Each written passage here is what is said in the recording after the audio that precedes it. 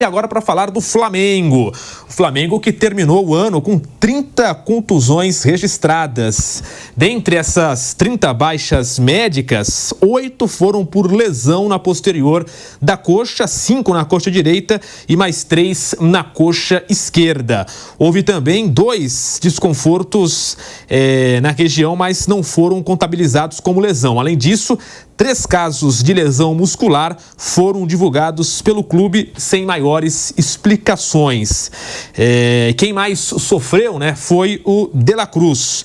Ele frequentou o departamento médico, aqui, tem até essa numeração, O uruguaio participou de 41 dos 73 jogos do Flamengo no ano. Foi titular em 37 e atuou 3.134 minutos. Destes 37, foi substituído em 28, ou seja, atuou por 90 minutos em apenas 9 partidas na temporada. E aí, sobre o De La Cruz, ao todo, foram 4 idas ao departamento médico. Dores no ombro direito, trauma no joelho direito e 2 lesões na coxa direita. O meia desfalcou o time por 13 jogos. Lembrando, para fechar aqui essa primeira parte da introdução, De La Cruz é a 7ª contratação mais cara do Flamengo na gestão de Rodolfo Landim. Foram 78 milhões pagos somente pelos direitos econômicos do jogador. Mauro César Pereira, um problema que foi ali bem notável no Flamengo nessa temporada, calendário, jogos, aquela coisa toda. Dá para ter esperança que em 2025 a coisa possa ser diferente, Mauro César? Olha, lesões vão acontecer, Isso aí é inevitável, todo mundo sofre com lesões. Agora, houve um ano de muitas lesões, muitas contusões, mas o elenco acho que é bem farto, Aliás, eu não consigo entender consigo entender, Lógico, isso é o caça-clique, o frenesi nesse assunto, contratação de jogador do Flamengo, como se o Flamengo precisasse. Pode escalar aqui facilmente 2 times titulares e vai sobrar jogador. O time titular seria Rossi, Wesley, Léo Ortiz, Léo Pereira, Alexandre, Pulga, Gerson, De La Cruz, Arrascaeta, Pedro, Cebolinha. Aí você pode fazer um time reserva com Matheus Cunha, Varela, Fabrício Bruno, Cleiton, Ayrton Lucas, Everton Araújo, Alan, Alcaraz, Luiz Araújo, Bruno Henrique, Michael, ainda sobra o Plata, sobra o Carlinhos, sobra o Matheus Gonçalves, sobra os meninos da base lá, Guilherme, Felipe Tereza, que já entraram, fizeram gols. E o Vinha está machucado, só volta no segundo semestre. Tem um Vinha também, se contar todo mundo, precisa se preocupar tanto, pode faltar uma posição, outro jogador ou outro, para compor o elenco, eventual saída de um jogador. Mas tem que contratar o lateral direito. Por quê? Não, porque o Wesley pode sair. O Wesley não saiu, não tem proposta nenhuma no momento. Pode ser que nem saia. Pode ser que saia no meio do ano, pode ser que não saia. Ninguém sabe. Mas fica essa insistência nesses nomes, essa coisa maluca. O Flamengo tem um elenco bom bastante, eu acho que é uma questão... E até ele se reforçou em função das lesões. Parte desses jogadores chegaram durante o ano, com o Alexandre, Michael, Plata, porque teve muito jogador machucado. E automaticamente, quando os machucados voltarem, você vai ter os que foram contratados, os que voltaram de lesão. É muito jogador. São 2 times bons. Se o Felipe Luiz quiser colocar esse time B para ser o time da Copa do Brasil, ele tem chance de avançar até a final. Só jogando esse time B. Eu escalei, não é o goleiro da Copa, como dizia lá o Tite, aquela bobagem, o goleiro da Copa com o time titular. Não, é o time inteiro que não seria o titular. Claro, você vai mudar uma peça ou outra de acordo com contusão, com o momento e tal, aquela semana, carga de jogos, mas o elenco é muito bom, é forte. O clube não vai fazer, acho eu, grandes investimentos, porque tem que pagar os investimentos feitos. Tem a questão do estádio, é um momento de cautela. Mas o time é bom bastante, acho que o time é bom bastante. E o De La Cruz, jogador que não teve férias no ano passado praticamente, ele jogou até os últimos dias de dezembro lá no River Plate, que teve até essa semana, ele faz na Taça dos Campeões, com o campeão da Copa da Liga, o campeão argentino. Aí jogaram Estudiantes e Vélez, Estudiantes ganhou, ano passado o River Plate jogou e ganhou, esse torneio, esse troféu, melhor dizendo. Aí ele, semanas depois, já estava estreando no Campeonato Carioca. E aí acabou sentindo no segundo semestre. Lá a carga de jogos é muito menor na Argentina, agora já está mais adaptado, a tendência é que trabalhe melhor a questão física também do jogador, para que ele possa estar inteiro nos momentos mais adequados da temporada. Então, acho que a tendência é melhorar, especialmente porque o técnico conhece bem o elenco, conhece bem a base, foi jogador até o ano passado, então acho que entende bem a situação a tendência me parece é que seja um ano mais equilibrado, com uma distribuição. Até o presidente do clube, quando tomou posse, falou da distribuição de carga. Falou de minutagem, quantos minutos vai jogar um jogador por ano e etc. Com essa preocupação, a tendência é que o Zé Boto, chegando agora como diretor de futebol, também tenha cuidado com isso. Aí fazendo uma coisa mais organizada. Esse ano que está terminando foi um ano de eleição em que a posição do clube foi: queremos ganhar tudo. Por quê? Porque eu queria jogar para arquibancada, jogar para o eleitor. Era muito claro isso. E o Tite cometeu o grave erro de compor com a diretoria, concordando com isso, sabendo que, obviamente, não era possível, né? E acabou se perdendo nessa confusão toda. Eu imagino que nesse ano o Flamengo acabe querer ganhar tudo, você pode, mas tem que estabelecer algumas prioridades, especialmente naqueles momentos mais delicados da temporada, que você tem aí jogos muito próximos de diferentes competições, e aí é hora de você saber fazer as escolhas certas, né? Para você ter o elenco mais inteiro. Do jeito que foi, acho que também um pouco de falta de estratégia, com a política falando mais alto. Agora não tem eleição e tudo mais, acho que uma mudança de mentalidade, a tendência é ser um ano, acho que, mais equilibrado aí. As lesões vão acontecer, né? Algumas são impossíveis de evitar, mas ainda tem lesão em data FIFA, né? O Pedro se machucou pela seleção brasileira treinando. Pega o jogador, machuca o jogador, devolve machucado. No ano que vem ele volta, aí se vira aí. Ou seja, ainda tem isso ainda.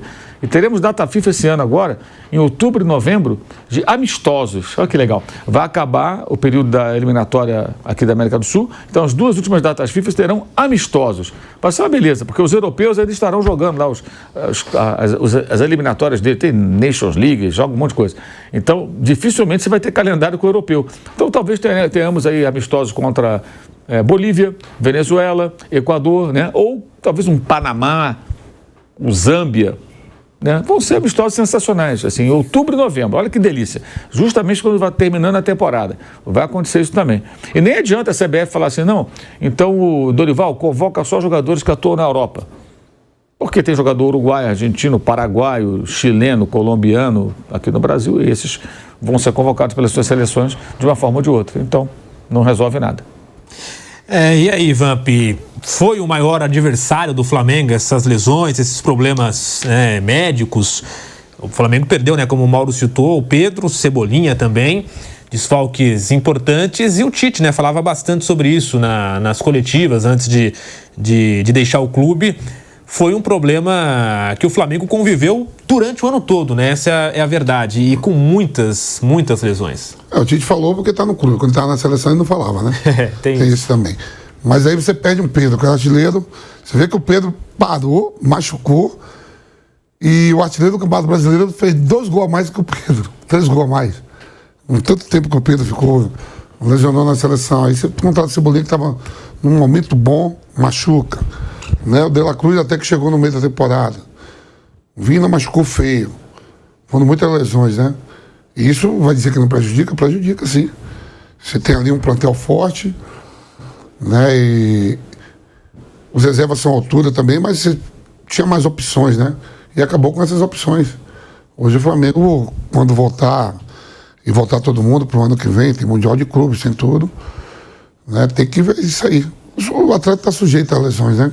Só não se lesiona quem não joga. Fica quieto se você não fazer nada. Às vezes você se lesiona treinando também. Mas foram muitas lesões que prejudicaram, sim, a equipe do Flamengo.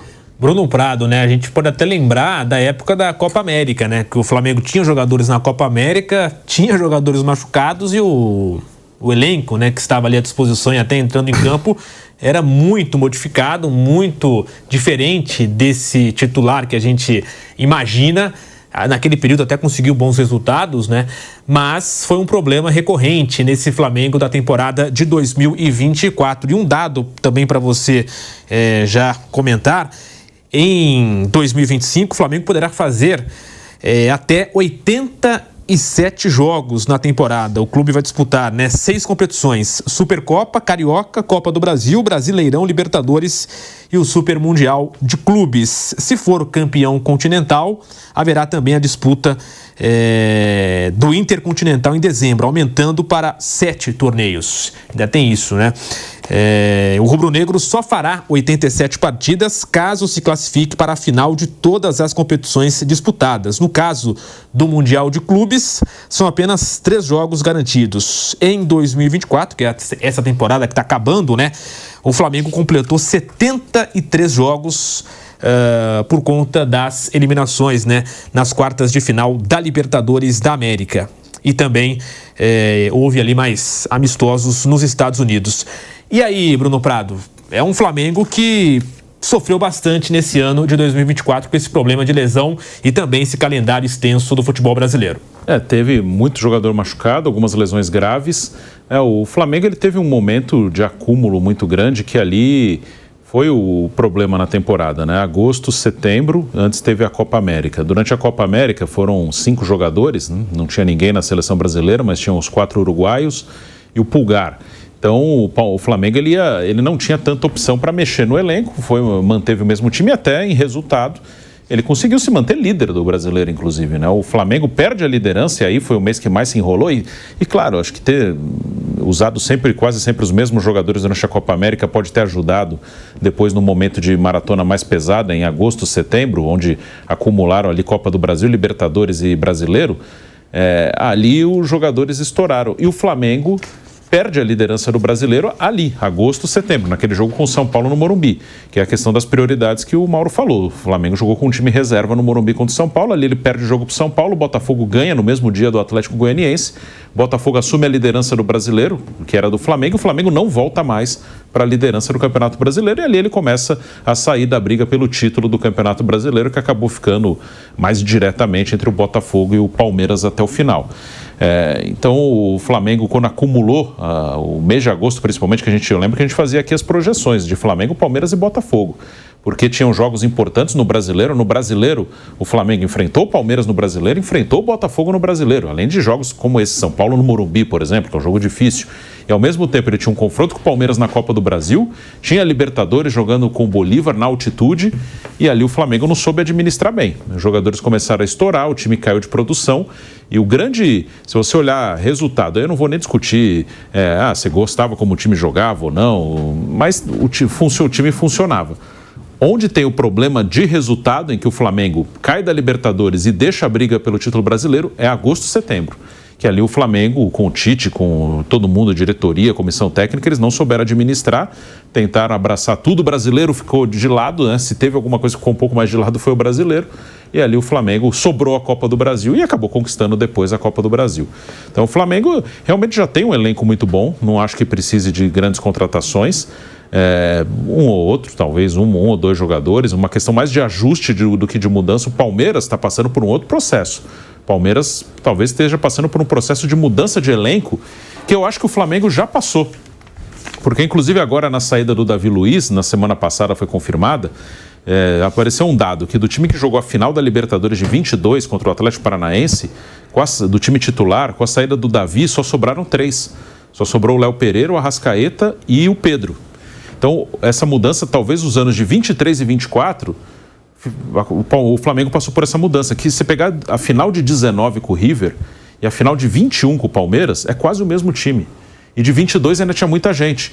Em 23, que é um ano que o Flamengo não ganhou nada, nem estadual, não ganhou nada. E em 24, que foi um ano também com problemas, acho que nesses 2 anos houve uma transição de um elenco para o outro, coisa que o Palmeiras talvez já tenha começado em 24. Acho que o Palmeiras até já começou no meio do ano com o Felipe Anderson, com o Maurício, que agora em 25 acho que vai ficar mais claro esse processo de mudança de 2 times muito vencedores e que seguraram seus elencos, seus jogadores vencedores por bastante tempo. Então acho que o Flamengo, nesses últimos 2 anos, já passou por essa transição de elenco e agora em 25 ele vai ter praticamente o mesmo elenco que terminou o ano.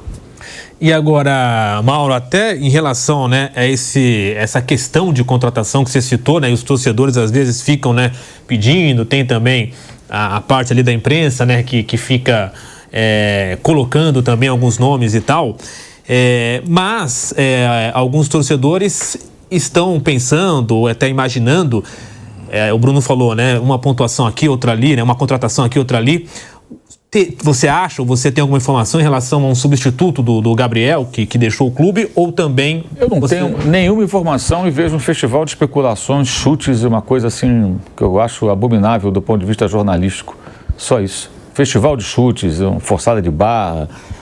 Acabei de ler aqui um influenciador do Flamengo colocando, não, o Firmino está encostado lá, segundo a imprensa da Arábia Saudita. O cara jogou os 5 últimos jogos.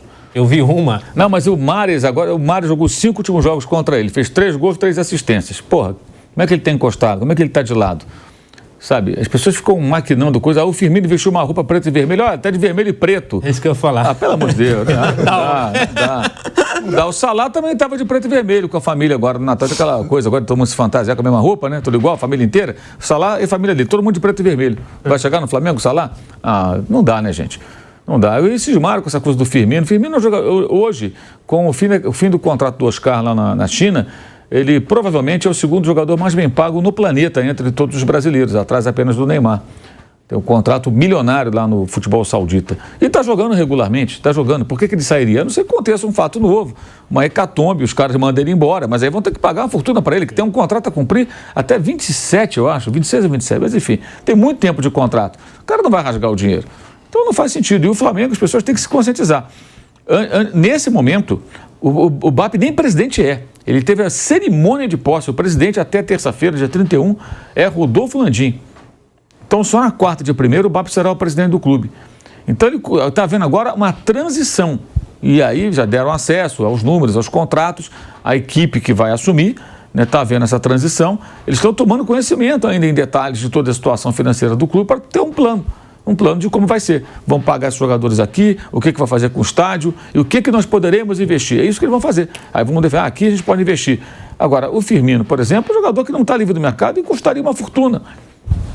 E nem centroavante hein? É bom lembrar isso. A quem não conhece, não acompanha futebol direito, não presta atenção, ele não é um centroavante, ele não é o substituto do Pedro, na ausência do Pedro. Ele é um atacante.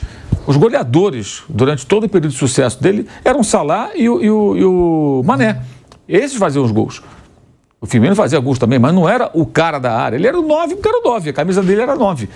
O Mané era o 10, o Salah era o 11. Só isso, mas ele nunca foi um cara de área, de fazer pivô, de fazer o papel que faz o Pedro. Então, se querem um cara para o lugar do Pedro, não é ele, do ponto de vista do jogo em si ali, de como se comporta. E é um jogador caríssimo. Mas aí ficam nessa onda e tal. Se surgir um fato novo, dele amanhã se incompatibilizar e ser liberado, uma coisa assim surpreendente, aí pode ser que, por exemplo, o Flamengo pode ir em qualquer lugar.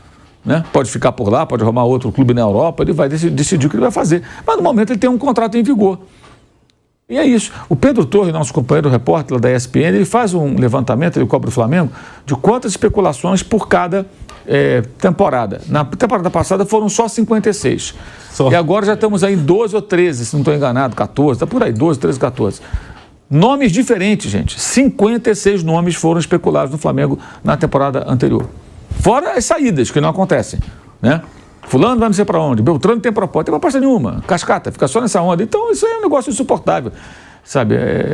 Eu não tenho informação nenhuma sobre isso e acho muito difícil que alguém tenha informação concreta no momento que o novo diretor de futebol nem chegou ao Brasil, deve chegar no dia 28, que é sábado, né?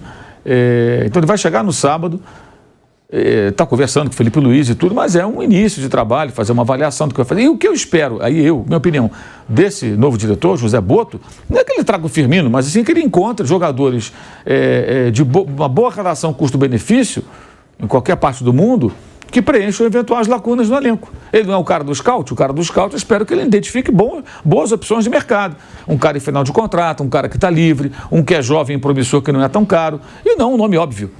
O Firmino é um nome óbvio, é um jogador de nível de seleção. É um cara que brilha em um grande time da Europa, brilhava, né?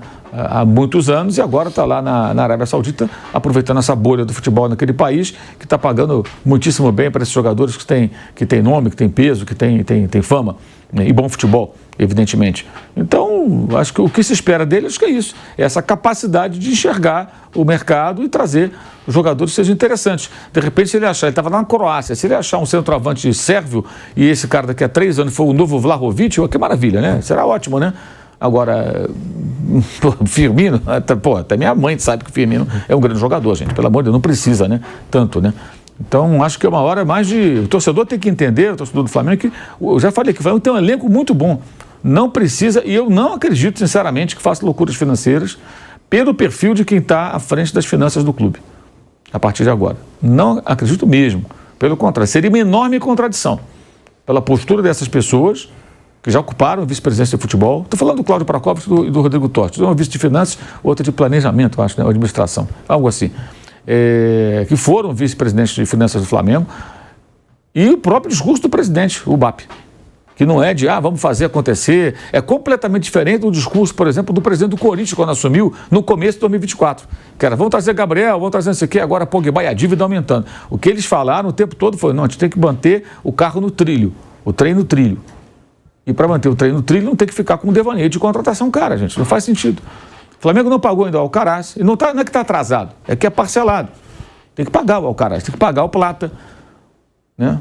A folha de pagamento ela fica um pouco mais leve com as saídas de Davi Luiz e Gabriel, mas já entraram nesse ano ainda jogadores que vieram livres e que não são baratos. Michael e Alexandre chegaram livres, então, como diz o Vamp sempre, não chega de graça. De graça é uma pinóia. O cara tem luvas, ele tem luvas diluídas com salário, então ele tem um custo mensal alto, porque você não pagou multa rescisória para contar com aquele atleta. Então saíram 2, mas entraram 2 antes da saída desses 2. Se bobear, vai dar quase elas por elas aí. Se não der, elas por elas. Então não houve um alívio tão grande na folha de pagamento, né? E vieram jogadores que também oneram a folha. O Alcaraz, que ganhou evidentemente muito bem, o Plata, que tem lá o seu salário também, que certamente não é baixo, jogadores que estavam jogando lá fora, no exterior. E o cara faz um contrato, não faz um contrato para ganhar 2 mariolas, um pastel. Então a realidade é essa. Essa é a realidade do Flamengo. Não está quebrado, não está com dificuldade financeira, nada disso. Mas ele tem que saber o que fazer no momento que ele entrou agora num projeto de construção de um estádio. Porque mesmo que o BAP consiga alongar o período de construção, como ele já falou da possibilidade, e de repente levar mais tempo, vai drenar a receita. Até que eles consigam, se conseguirem uma parceria, um outro modelo para viabilizar essa obra, que é uma obra de, no mínimo, 2 bi, daí para mais, tá? De reais.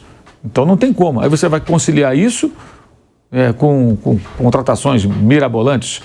O Alcaraz, que nem mal jogou, é a mais cara contratação da história do clube.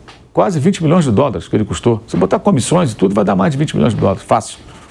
O cara nem jogou, mal jogou. O Plata jogou pouquíssimas partidas, fez um gol lá, já apareceu nas manchetes aí, né? Voando. Tá voando. Mas mal jogou, os caras mal jogaram, jogaram poucas partidas. Michael mal jogou nessa volta. Então, pelo amor de Deus, né? Isso é uma coisa meio louca. Esse povo tem que se tratar, porque não é possível que as pessoas só pensem nisso. É uma coisa cansativa até.